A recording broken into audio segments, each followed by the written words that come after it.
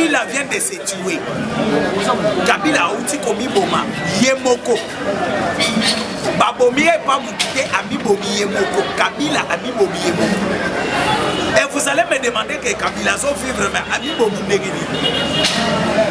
Le fait, il y a commis Bimisa à l'est de la République comme soldat. Oyo. Binonyo Soboyebi, Oyo, Batutu Bayebi, comme groupe rebelle de l'Est de la République, Oyo Ezali Kobomaba Congolais, Kabila Mimi responsable de la mort de tous les Congolais qui sont morts à l'Est de la République. Et tous les Congolais qui sont morts à l'Est de la République, c'est Kabila qui est responsable. Parce que Yemoko Aouti Kobi.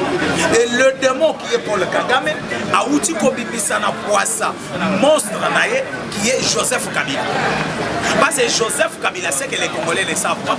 Kabila a dirigé ce pays comme président de la République. Mais c'est que je peux vous confirmer que Kabila n'était pas président. Et c'est Kagame qui dirigeait ce pays.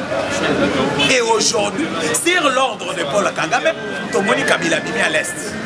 Tomoni Kabila Kobanda Kosala, Kabila Kosala ba acte à l'Est de la République. Tomoni Kabila, Komi Bimisa, la mission à Batunion sur l'Est de la République, non, c'est moi qui est à la base. La Ebisa Kabino. La Ebisa Kabino Kaka Awa, la émission, on s'abonner dans le Bélé, on s'abonner sur la chaîne d'Abino, on s'abonner. Mais eloko moko ekosala nga stani passe. Eloko moko na koyoka passe na motema. Et ça que le monsieur qu'on nous disait que c'est un Congolais. Les lots tala batu baza ba Congolais. Baza na kati ya ko se retirer pa Kabila. Et ce comment ni mutu atikali tinga mana Kabila, il n'est pas Congolais. Kabila soki boye. Voilà nanga bien. Avant Kabila bi manambogo na yebisa bino. Kabila zaki na dossier na justice. Kabila zalaki na poursuite moko judiciaire. Mais Kabila bima akenda. Oh Kabila qui est content. Mais tu vois comment à un certain moment, Kabila qui commence à faire des sorties médiatiques contre la République démocratique du Congo.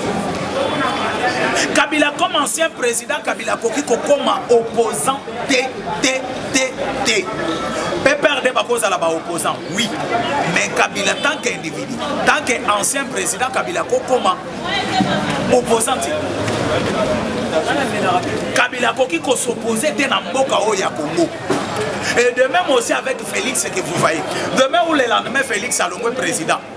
Une de pèse Bakoki comme opposant.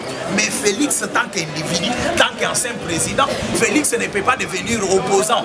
À taille de pèse il est à l'opposition. Félix y est individu, Félix, à comme opposant. Et au contraire, il y a à Kozalana tous les deux côtés. Kabila Lingakez à les deux côtés. Du côté de l'opposition, du côté à pouvoir. On a copé Sakimia. Copé Sakimia. Mais Kabila Outi Kobimisa cabinet naïe. Depuis le jeudi. Abimisi cabinet naïe. Comment un ancien président, les lois au sala cabinet. Kabila Bimisi cabinet. Ache Moïse Nyaruga, vous directeur à cabinet. Moïse Nyaruga, vous directeur de son cabinet. Et Kabila, il l'appelle. Parce que naïe, ça qui non. Kabila Zana appelle Moko Azwaki. Ma bengise na Kigali. Avant Kagame a des réunions à CAC, avec Isaki Kabila, à Kigali. Et Kabila, souvent quand il se déplaçait, Kabila Bandaki se déplaçait dans le cortège. Mais cette fois-ci, Kabila est parti, celle accompagnée de Moïse Nyarugaba. Mais comment Kabila peut voyager à Zongi na Kigali Koko ta réunion, mais bakeko ça la réunion kaka Barouandé na Barouandé. Moïse Nyarugaba, Kabila, Kagame, Museveni, qui encore, James Kabare et consort. Bakeko ça la réunion na Kigali. Réunion na bango décision ezalaki prise na kati ya réunion na bango, c'est de continuer les hostilités à l'est de la République. Et les choses graves, il y a que non, Kabila a tenté d'avancer plusieurs fois, Ouazalendo Bazali ko empêcher. Il a tenté plusieurs fois d'avancer, Ouazalendo Bazo empêcher. Et comme les Ouazalendo l'empêchaient d'avancer, Kabila a changé le système. Il y a qu'on corrompre maintenant les Wazalendo. Vous avez vu comment la Kisaki Mbongo, Oyekindaki na Maniema, Mbongo Ekindaki Boye, Mbongo Ekindaki Boye. Et dans tout cela, Bomane Bandaki Kokinde Pambate, Bomane Zokinde pour corrompre les Wazalendo et déstabiliser les Wazalendo pour que Kabila ait l'accès maintenant à Maniema. Et s'il va il va accéder à Maniema et c'est ce qui va les permettre maintenant de partir à Tanganyika et partir à Kalemi et partout là. Et comme Kabila pense récupérer les grands Katanga, les Tanganyika, pour récupérer quoi encore récupérer Maniema, récupérer Nord Kivu, Sud Kivu et Kisangani, c'est ce qu'il va faire maintenant Kabila à Sala, parce qu'il a besoin de faire maintenant ma fédération. À Sala, ma fédération. Fédération du Nord Kivu, fédération du Sud Kivu, fédération de Kisangani, fédération de Tanganyika, fédération de Maniema et côté Ananga Kuna aussi fédération. Et c'est bien lui Kabila qui sera maintenant le président de toutes ces fédérations. Et toutes ces fédérations-là seront dirigées par Kabila. Parce que Kabila le sait bien qu'il n'y aura pas moyen. Il y a au déclaré pays de ses côtés, il fallait partir dans le système et à la fédération. Et déjà Kabila n'a pas dit dans l'émission passée que Kabila a fait venir la diaspora. Et les diasporas qui vont venir là, il y a un discours. Il y a un Kinshasa et Sundo Libino, les lots comiques souffrir, les lots les aboyés, les lots les aboyés. Et ça discours Kabila a coupé ça dans la diaspora. Et vous avez vu la consultation où Kabila Zana Katia Kosala pour faire son référendum. Parce que Kabila Zali pour consulter pour les référendums. Et dans ces référendums-là, au moment Kabila Kei pour consulter la diaspora. Et vous se posez la question de l'Est de la République. Report à Gomezo Salade. Avion Zolonga Kinshasa pour comment les diasporas, États-Unis, France, commis na Goma, Zélani. À côté de Rwanda, il y a instruction à Rwanda. Après les Rwanda, il y a Goma. Hollande a perdre comme il a la présence de Kabila à l'est de la République. Kabila est parti à l'est. Le col à prêtre catholique c'est ce que Kabila est allé faire à l'est de la République. Non, le PPRD. Le PPRD. Kabila Zana pas plan à l'est de la République. Boloba quitté. Kabila Zana à l'est. Nous, on savait déjà que Kabila vit là. Kabila vit Fakawana. Mais Kabila Lodenga Bandaki pour vivre à l'est de la République, précision ou bien avantage, il y a Kabila Bandaki comme si ils ont étouffé, il faut maintenant qu'on mibimisa. Et les diasporas qui sont venus là, Bango Baye Pona Kosala Musala, il y a Kabila. Je vous dis, Bazu Bambongo à Kabila, Baye Kosala Musala, il y a Kabila. Dans le les diasporas qui sont là, parce que les diasporas, poto, avion, il y a Kinshasa, ils ont comme à Goma, mais les diasporas qui sont venus des États-Unis, ma commune à Goma, Baye na Goma na Zelani, Moussalani ni Bayeli. Je vais vous expliquer. Ces gens-là sont venus. Bakobima, Bakobana Koye, Bisabinoga, Lolenge na Lobi, Basundo Libino na Kinshasa, Kinshasa et Tikibino, Boyela Boy. Et après, Bakobana Kote, Abino Sir Kabila. Pour soutenir Kabila, a dirigeant Tabiso, parce que tu sais que Tikibino, Bino Batogoma na Bukavu, tu sais que Sundo Libino na Maboba Baema 23, Tala Lelo Kabila, et pour na Koluke Labino Kimia, et Kabila maintenant vont faire un plan. Il y a M23 Balongwa. Et ça la Kimia Yokota. Et Bamona que Kimia Yokoti à l'est. Et où c'est pas Kabila. Naïbisa Kabila on a une mission que non. L'histoire Kabila où tu Sala. Kabila veut se faire participant. Ou bien l'un de gens Oyobaluki Kimia Pona Est. Mais tant que Kabila lui-même c'est M23. Et Bandego, vous payez sa confiance dans la Kabila, vous qui êtes à l'est de la République. Vous qui sont là, vous payez sa confiance dans la Kabila. Pourquoi Nazoye Bisabino vous payez sa confiance? Kabila Bazana Katia Kosa la plan. Museveni, Kagame et Kabila. Bapesi Kabila mission. Dans le à titre d'exemple, Kabila Sali cabinet. Boye Bissanga, combien de Congolais Bazana Katia cabinet et Kabila? Le directeur des cabinets, rwandais. Les parsec, rwandais. Kabila est entouré avec des Rwandais. Et je vais vous dire, ce que Kabila vient de faire à l'est de la République, Kabila vient de signer l'arrêt de sa mort. Kabila a signé l'arrêt de Yaluanaï. Et Kabila pense que être sécurisé par les Rwandais, c'est ce qui va les protéger. Non, moi je vous dis non. Parce que sa vie, Azala qui sécurisé, coûte pas Bandekounaye. Bandekounaye, il y a même un village. Sa vie, Babomela, il y a Zamba dans le village. Et Batoubabomaye, Bandekounaye. Et Kabila, Adjana Moutunaye. Que non, herbe américaine, on a signé contrat. Il y a pétrole dans les États-Unis. Les États-Unis ont signé un contrat en Angola, il y a les États-Unis et il y a pétrole. Ça vient à s'opposer. Tika ça vient à Tika ça vient à on a utilisé quand on a sa vie. Du moins que Kabila reste seul. Et il y a même village, même territoire, même secteur, même province. Ce sont ces gens-là qui ont tué sa vie. Et les États-Unis sont qui à sa côté déjà dans Katia Lissou. Et toi, tu ne veux pas prendre des dispositions. Sachez bien que les États-Unis vont s'en charger. Au moment Elon Musk, qui est proche, il y a Donald Trump, qui est l'homme le plus riche du monde. Au moment réaction, il y a un décoil autour Benga. Donald Trump et pas Elon Musk. Au moment réaction, il y a Elon Musk. Et Elon Musk a et vous avez vu comment Donald Trump a réagi. Et maintenant pour toi Kabila, et le problème est ceux qui ils ont fait un système. Le système est abandonné. Et Zali a diabolisé les États-Unis d'Amérique. Le marché Oyo, République démocratique du Congo, Bango individu Bazoango, Bakata les partis Est pour soutenir maintenant et Saka américain. C'est ça le plan. Réunion Kabila Kenaki Kokota na Rwanda. Réunion Bakelaki na Rwanda. Le mani babanda qui même sur média, diabolisation. Oh, Denis Nyakero a salibo.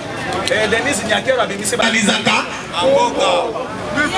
Mais yo vande aux oeufs de Sabato, tu connais que ça l'année. Il ne peut se vivre. Comment les Kabila Balomino, Akimi Wazalendo, Akimi Wazalendo Té. Il nous faut les Congo Bakoti, à le micro Pensalinini. Parce que place m'a décidé pour nous balkaniser Congo, tous en partie Est. Tu sais que tu as ça déjà. Moyen de balkaniser Congo et Gozala. Mais Kabila a un plan avec Batouna Bango. Parce que ce qui m'a évité, Kabila a tout comme ça cabinet naï. Ouache Moïse Nyaruga, vous directeur à cabinet naï. Kabila a kendaki na réunion na Rwanda. Oyo babengisaki Mba na Kigali. Il ne peut se vivre. Réunion na Keiko Salani. Et chose grave. Kabila est parti à Keina Congolais à Tamogote. Il est parti avec Moïse Nyaruga. Donc Keiko Sala la réunion ya Barwa. Nanga oya bandaki bocha monoko. Kabila zokende na ba réunion décisive façon mema été. Azokende na Nyaruga. Il ne peut se vivre. Il ne peut se vivre. Mais Landa, ce que Kabila vient de faire là, même au discours na Union Soissali, ce n'est pas Kabila qui parle. C'est Kagame qui parle na Katia Kabila. Kagame Moutazolo na Katia Kabila. Isa Kagame. Pourquoi j'ai dit Kagame? Kagame ngana zot mona ye lokola mystifié. Et maintenant abimisi monstre la nae. Monstre nae qui est Joseph Oka. Parce que Kabila ne comprenait pas les choses. Comme Kagame à comprendre bien que Kabila n'est pas intelligent, Tikana sacrifié. Je vous dis Kabila va mourir. Oui. Et Batouba Koboma Kabila, ça a entourage Nayazana Bangwan. Que ça soit des Rwandais, Bakomole Belé Tozo Yebate. Oui, mais ça vit pas qu'on fait là. La Zamba n'est pas là. Nangola précisément wapi. Na village naye, na village naye. Na Wam. Et pas na Bango. Et sécurité naye mobile ezalaki banaye. Bandeko naye.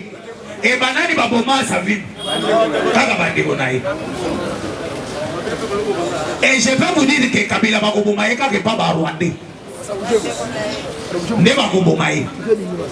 Et bolani semaine passée, moto e uti kopela na bantrepot nyonso ya Kigali.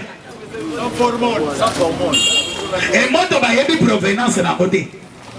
Comme Kagame sait mieux que pour bomona ke banilotique ou bien les tout power baza batu ya mitema mabe balinga kokoti ke loko moko malamu asali sima na ete avant de quitter il faut détruire les tout. Kagame abandi kotumba bantrepot na pamba te. Kagame sait bien que ata bitumbo ici ata makambo ici la façon dont on a gagné les États-Unis sachez bien que na kovanda lisusu na pouvoir te. Il faut n'abandonner qu'on détruire pour le peuple rwandais parce qu'il va souffrir de ces manangas. Il y a un émission que Saint Lucifer a mis sur un monstre naïe. Un monstre naïe, Kabila, Banyarugabu, na balani les sous. La zone est bien. Et maintenant Kabila il a un plan.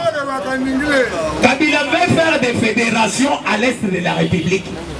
Et mon papa dirigeait ma fédération à Seigneur Kabila. Et je me pose des questions. Ce qui est le Kabila, parce que tous ces plans-là, et Zana Bato Kabila, Kabila Bakabani a 3 équipes. 4 plutôt. Équipe Mogo Batikale en Akatia régime na biso bazo distraire biso. Équipe Mogo Ezana Goma na Kabila. Équipe Mosusu Baza na Rwanda.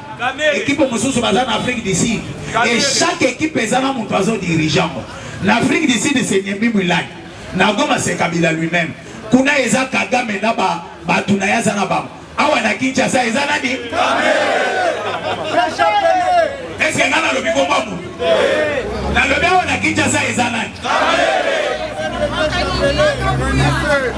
On a posé une question pour Nayeba. L'équipe de Kinshasa est dirigée par Nani. Il ne peut se vivre. Et Batouana Sikoyo Bolanda. Kabila a un plan.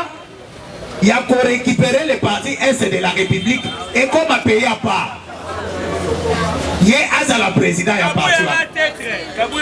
Mais il y a 2 personnes que je vais citer. Les lorsqu'ils qui partis Est comme un pays à part. Kamere Sikoyo Zakoto le président de l'Assemblée nationale. Base nayo, base électorale nayo. Et côté Kabila Zali. Famille nayo. Et tikali côté Walungu ezakuna na Sidikivu. Bande kona yo nyonso bakomi kuna. Yo siko tikali koto. Okozwa nationalité oyo tikali koto yo okoma moto a province nini ou bien okokende wapi. Parce que tout ce qui se passe à l'est de la République, Kabila là il ne dit absolument rien. Mais Kabila est en train de combattre maintenant l'Est de la République pour pas récupérer les partis là. Base na bino ezakuna. Mais bino bofandi koto bozo lo beloko. C'est quoi votre plan? Yana na ebisi bino l'équipe eza 4. Équipe moko eza wana Kinshasa. Oyo bango batikali pour nous infiltrer et connaître le plan que nous sommes en train de monter pour l'Est de la République. Pour pas communiquer avec Bango. Et dans tout ça, nos frères de l'Est, parce que ma caméra est à ne vous trompez pas. Kabila est pour sauver Binoté. Kabila est en train de chercher l'endroit où il va placer tout type power. Parce que leur plan, vous savez, Kagame, Bapesi Kabila mission. Avant d'envoyer nous n'avons pas fait bakota mabele. il faut que tout type power base à la espace en Afrique. Parce que les Tutsis n'ont pas des endroits en Afrique. Ce qu'on a dit Simaya Kagame ou bien Simaya Kabila, tous les présidents basali pour appuyer Baza Batouti. Baza Lukela Bandeko na bango place. Place basali ko Lukela bango ba viser place ni l'est de la République. Il ne peut se vivre. Il ne peut se vivre. Bomoni Donald Trump n'est pas n'importe qui. Et Ramoni Elon Musk, l'homme le plus riche du monde. Oyo azwaki déjà contrat. Il y a comme ça la couverture. Il y a l'icolo la biso nyonso. Awa na kati ya République démocratique. Amoni comme si alingaya na maloba moko contraire. Akemisie. Ayemisie keba. Ngana zana mission na yena mona banda oyo na yoyo. Nazolinga teke oyela ngaba influence passe aux amotombo. Babebani na Elon Musk makasi. Et pour votre information, Elon Musk a accueilli Koluka déjà pays à cause s'exiler. Parce que Donald Trump a ça la voiture. Ayebi se keba. Si on continue na buzo bozo yela ngala pona makambo Congo, tokoyoka na yote. Et de l'autre côté, d'un côté de la République démocratique du Congo, le chef de l'État a déjà formé l'équipe aux États-Unis. Il ne peut se vivre. Et tout le monde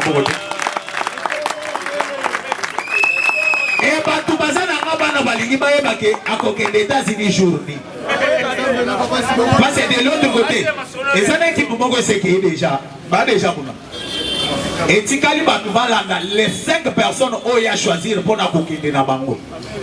Il y a Liboso, Azoui Kizito Pakabo, qui est notre ministre des Mines, à Tchène équipe.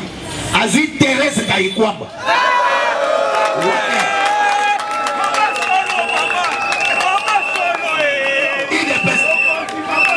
Il ne peut se vivre. Azoui Thérèse Kaïkwamba à Tchène équipe. Parce que l'équipe cette fois-ci, a boyi kozala une équipe pour former la Bafébélé. Américain a 5 personnes seulement.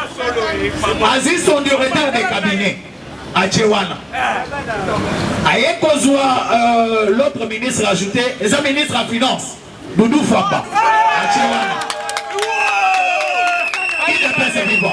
Parce que aye dit pire que Makamunazo qui ne négocier. Il faut que expert dans la matière. Parce que pour nous négocier,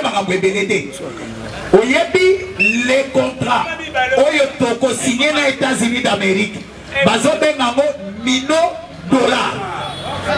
Donc, bisous aux pesa minéré, les États-Unis ont pesa minéré.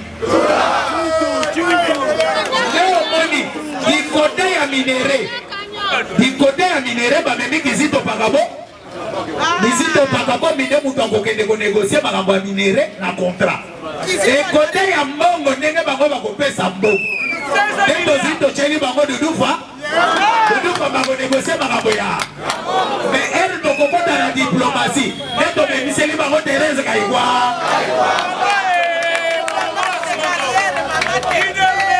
Il ne peut se vivre. Voilà eza équipe de base. Parce que l'équipe est bête à 10 joueurs. Bango baza déjà 5. Puis il y a mon coach.